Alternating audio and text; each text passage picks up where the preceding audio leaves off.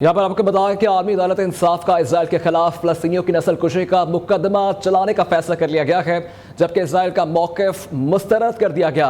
जनूबी अफ्रीका की दरख्वास्त मंजूर कर ली गई है।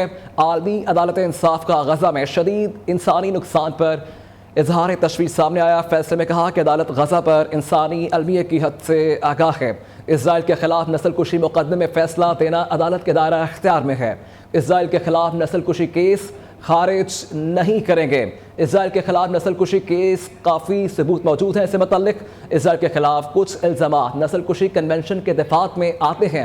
अक़वाम मुत्तहिदा के कई अदारों ने इजरायली हमलों के खिलाफ करारदादें पेश की हैं। आलमी अदालत इंसाफ ने कहा कि गज़ा तबाही की दास्तान बन चुका है। मज़ीद जानते हैं इरफान काज़मी न्यू टीवी के जो है नीदरलैंड के नुमाइंदे हमारे साथ मौजूद हैं।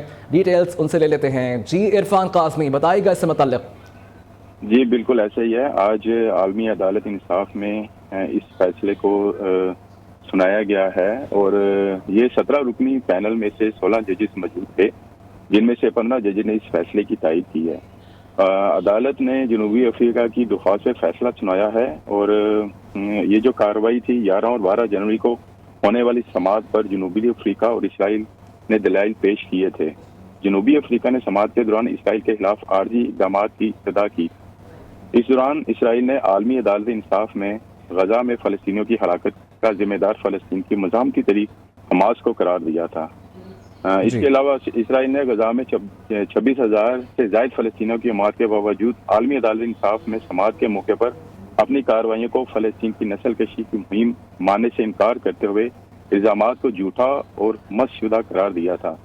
इन सारी कार्रवाइयों के बावजूद जो 15 जजेस ने इस फैसले की तायीद की और उन्होंने कहा कि नहीं, हम इस फैसले को जो है वो ये सुनाते हैं कि हम इस केस को रीओपन करेंगे और ये जितनी भी इस वक्त नस्ल कशी की जा रही है हमास यहाँ पे इसराइल की तरफ से की जा रही है, ये इसका जो है वो फैसला हम सुनाते हैं कि इसको जो है वो मुस्तरद करते हैं इसराइल की तरफ से कि उन्होंने ये अपनी तरफ से अपील की थी कि इस केस को रीओपन ना किया जाए।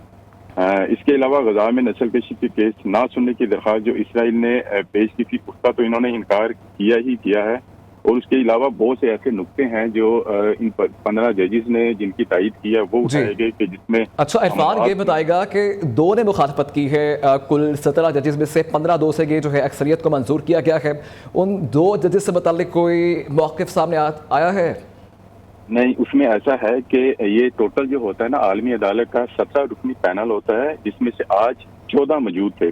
14 में से 16 मौजूद है, जिनमें से 15 ने तायीद की है और एक जो इनमें जज साहबान है उन्होंने इसकी तायीद नहीं की। उनकी तरफ से अभी कोई भी मौक़िफ़ जो है वो सामने नहीं आया है और इसमें बड़े अच्छे पहलू जो हैं वो इन जजेस ने उठाए हैं, स्पेशली तौर के ऊपर जो अमवात हैं और खित्ते में जो ये कशीदगी है और पूरी दुनिया जो है वो इसको देख रही है। इसराइल की तरफ से जो मुसलसल ये कार्रवाइयाँ चल रही हैं, तो ये एक बड़ा ही अच्छा इक़दाम है और अफ्रीका जैसा ममालिक जिनके रिलीजन पॉइंट ऑफ व्यू से अगर हम देखें तो। लेकिन इरफान साहब ये बताएगा कि ये दरख्वास्त जो है जनूबी अफ्रीका की जानिब से जो है जमा करवाई गई थी, लेकिन बाकी ममालिक इस फहरिस्त में कहाँ है?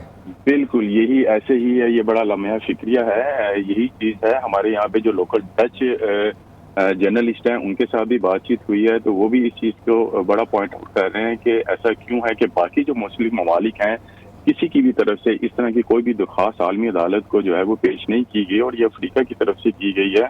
और ये बड़ा रैपिड, अगर इसको देखा जाए, हम अगर इसके आलमी अदालत का जो सिनेरियो अगर हम इनका पीछे इनका वो देखें, जिस तरीके से ये केसेस को लेकर 2 ममालिक के दरमियान ये चलते हैं तो थोड़ा सा टाइम लगता है, मगर ये बड़ा रैपिड और बड़ा फास्ट ये डिसीजन लिया गया है और यकीनन ये इसीलिए लिया गया है क्योंकि वो जो 25,000 अमवात हैं और दुनिया भर का जो मीडिया वो दिखा रहा है और ये बड़ा रैपिड और बहुत जल्दी ये फैसला किया गया है, तो उस हवाले से काफ़ी लम्हा फिक्रिया है। बाकी के मुस्लिम ममालिक जो हैं इनमें किसी ने भी कंट्रीब्यूट जो है वो नहीं किया।